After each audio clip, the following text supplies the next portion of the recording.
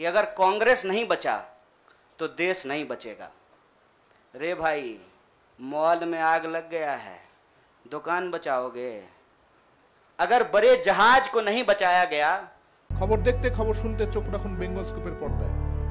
Subscribe করুন আমাদের চ্যানেলটিকে আর সব খবরের আপডেট পেতে পাশের বেল আইকনটি প্রেস করুন। জল্পনার অবসান ঘটিয়ে কংগ্রেসে যোগ দিলেন কানহাইয়া কুমার এবং জিগনেশ মেবানি।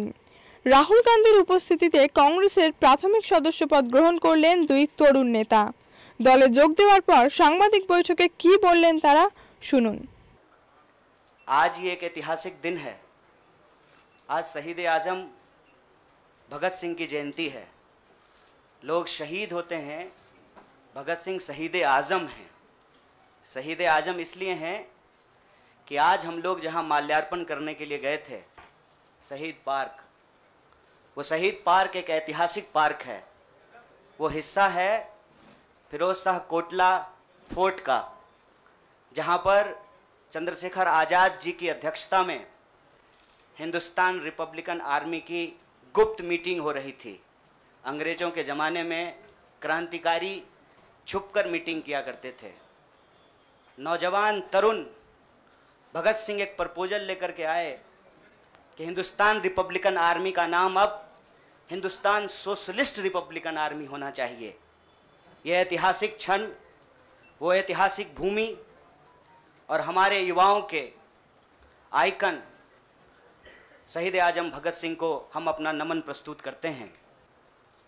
आज एक दुखद घटना भी हमारे ज़िले में हुई है। वज्रपात के चलते 2 बच्चियों का निधन हो गया है।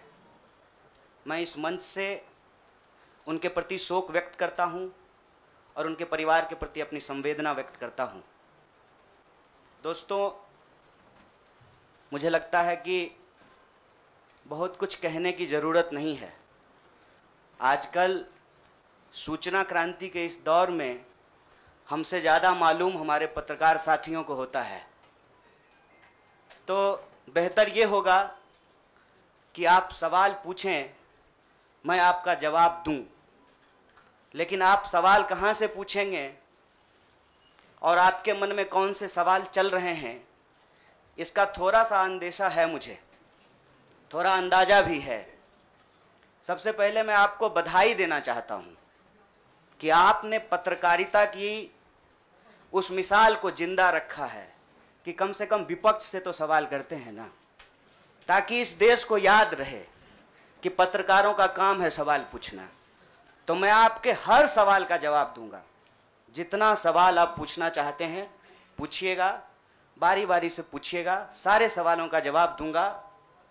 बस एक सवाल का जवाब जो मुझे लगता है कि आप सबके मन में होगा कि आप कांग्रेस पार्टी क्यों ज्वाइन किए हैं, उस सवाल का जवाब दे करके मैं हमारे जो अध्यक्ष हैं उनकी तरफ मुखातिब होऊंगा, माइक उनको समर्पित करूंगा। मैं कांग्रेस पार्टी इसलिए ज्वाइन कर रहा हूं कि मुझे ये महसूस होता है कि इस देश में कुछ लोग, वो सिर्फ लोग नहीं हैं, वो एक सोच है। वो इस देश की सत्ता पे ना सिर्फ काबिज हुए हैं, इस देश की चिंतन परंपरा, संस्कृति, इसका मूल्य, इसका इतिहास, इसका वर्तमान और इसका भविष्य खराब करने की कोशिश कर रहे हैं। वो जो सोच है, उस सोच के बारे में आप अपने आप समझ जाएंगे, क्योंकि कहीं मैंने पढ़ा था कि आप अपने दुश्मन का चुनाव कीजिए, अपने विपक्ष का चुनाव कीजिए, दोस्त अपने आप बन जाएंगे। तो हमने ये चुनाव किया है। हम इस देश की सबसे पुरानी पार्टी, सबसे लोकतांत्रिक पार्टी, मैं जोर दे करके बोल रहा हूं लोकतांत्रिक पार्टी, ताकि आप लोग परिवारवाद पे सवाल जरूर कीजिएगा। लोकतांत्रिक पार्टी में हम इसलिए शामिल होना चाहते हैं कि हमको लगता है, और सिर्फ हमको नहीं लगता है, इस देश के लाखों करोड़ों नौजवानों को ये लगने लगा है कि अगर कांग्रेस नहीं बचा तो देश नहीं बचेगा। और ये बात मैं आपको स्पष्ट कर देता हूं, देश में प्रधानमंत्री अब भी हैं, देश में प्रधानमंत्री इससे पहले भी थे, देश में आगे भी प्रधानमंत्री होते रहेंगे। लेकिन आज जब हम लोग श्री राहुल गांधी जी के उपस्थिति में फॉर्मली कांग्रेस पार्टी का फॉर्म भर रहे थे, तो साथी जिग्नेश ने संविधान की कॉपी दी और हमने उनको भगत सिंह, गांधी और अंबेडकर की तस्वीर प्रस्तुत किया, क्योंकि हमारा यह मानना है कि आज इस देश को भगत सिंह की वीरता की जरूरत है, भगत सिंह के साहस की जरूरत है। आज इस देश को अंबेडकर की समानता की जरूरत है और आज इस देश को गांधी की एकता की जरूरत है। गांधी जब कहते हैं रघुपति राघव राजा राम, पतित पावन सीताराम, ईश्वर अल्लाह तेरो नाम, सबको सन्मति दे भगवान, ये गांधी की एकता है। जब अंबेडकर कहते हैं कि किसी भी समाज का मूल्यांकन वहां महिलाओं की क्या स्थिति है इस बात से होगा, तब वो समानता की वकालत कर रहे होते हैं। मैं नहीं मानता हूं कि डॉक्टर बाबा साहब भीमराव अंबेडकर किसी एक समुदाय के नेता थे।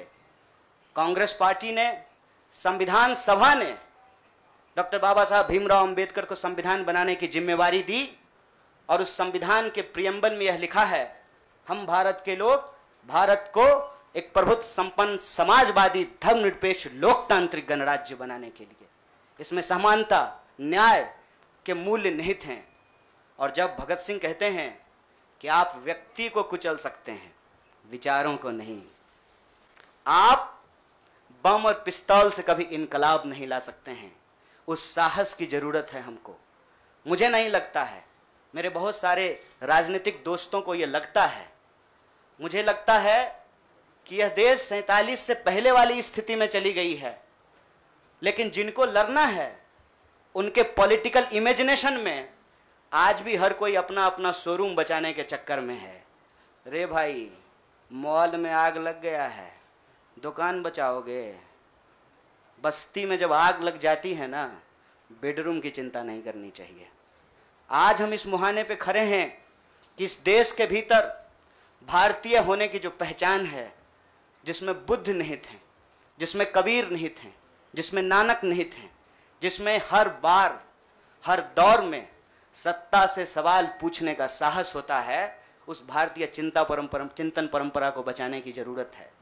इसीलिए हम कांग्रेस पार्टी में शामिल हुए हैं कि कांग्रेस पार्टी वो पार्टी है जो गांधी की विरासत को लेकर के आगे चलेगा।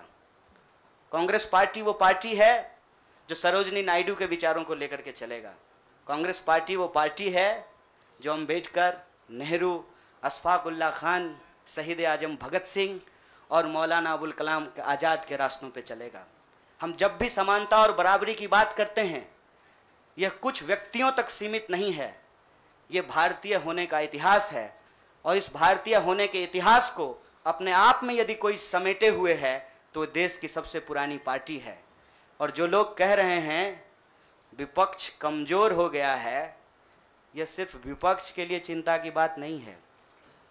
यह मैं नहीं कह रहा हूं, कोई शास्त्र, कोई किताब उठा करके देख लीजिए। जब विपक्ष कमजोर हो जाता है, सत्ता तानाशाही रुख अख्तियार कर लेती है।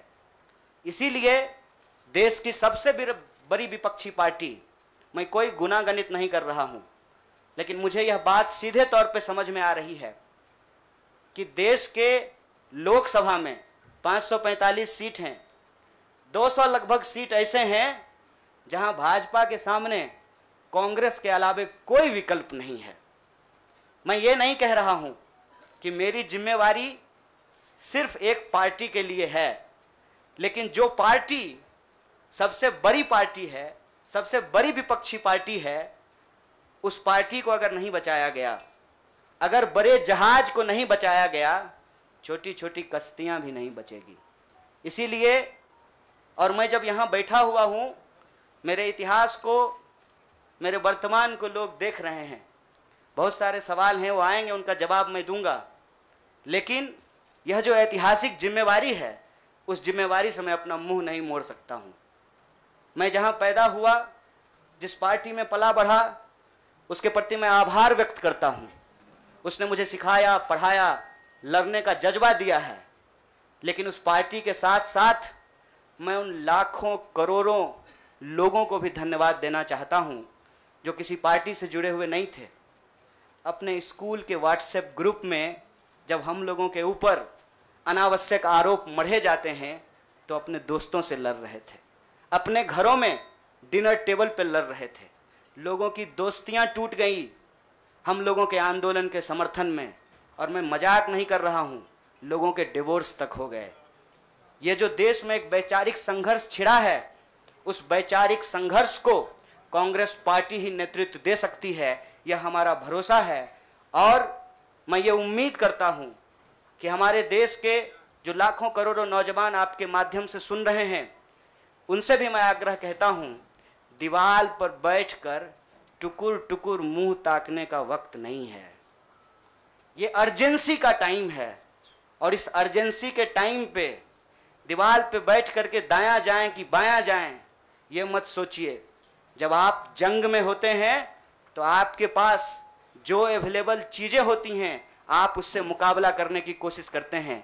कांग्रेस पार्टी एक बड़ी जहाज है, अगर कांग्रेस पार्टी बचेगी तो हमारा मानना है इस देश के लाखों करोड़ों नौजवानों की आकांक्षाएं बचेंगी, गांधी की मीमांसा बचेगी, भगत सिंह के सपनों का भारत बचेगा, और डॉक्टर बाबा साहब भीमराव अंबेडकर की समानता का भारत का निर्माण संभव हो पाएगा। इसी आशा और उम्मीद के साथ मैं इस पार्टी से जुड़ा हूं, और मुझे पूरा भरोसा है कि कांग्रेस पार्टी जो अपने आप को एक लोकतांत्रिक पार्टी कहती है, आज़ादी के साथ, अपनी पूरी मुखरता के साथ सत्ता से सवाल पूछना और लोगों के हक के लिए लड़ना भिड़ना संघर्ष करने में हमारे साथी रहेंगे, हमारे सहयोगी रहेंगे। और ये परिवार संघ परिवार नहीं, वो क्या परिवार जो परिवार छोड़कर परिवार बनाना पड़े, वो परिवार जो आपको परिवार छोड़ने के लिए नहीं कहता है, कहता है कि अपने परिवार में रहिए। अरे महात्मा गांधी कस्तूरबा गांधी को लेकर के अंग्रेजों से लड़ गए, बताइए इनको अपना घर छोड़ना पड़ा, कोई जरूरी है क्या? घर परिवार के साथ रहना है। डॉक्टर बाबा साहब भीमराव अंबेडकर भी अपने परिवार के साथ रहते थे। आप जितने बड़े लोग हैं उनका इतिहास उठा करके देख लीजिए, सब लोग अपने परिवार के साथ रहते थे। वो परिवार छोड़ करके बनने वाला परिवार नहीं। न्याय बराबरी और संघर्ष के लिए इस परिवार में मैं शामिल हुआ हूं। सभी सदस्यों के प्रति देश के अंदर फैले हुए लाखों करोड़ों कार्यकर्ताओं को अपना आभार व्यक्त करता हूं। बहुत बहुत शुक्रिया, बहुत बहुत धन्यवाद। খবর দেখতে খবর শুনতে চোখ রাখুন বেঙ্গল স্কুপের পর্দায়। সাবস্ক্রাইব করুন আমাদের চ্যানেলটিকে আর সব খবরের আপডেট পেতে পাশের বেল আইকনটি প্রেস করুন।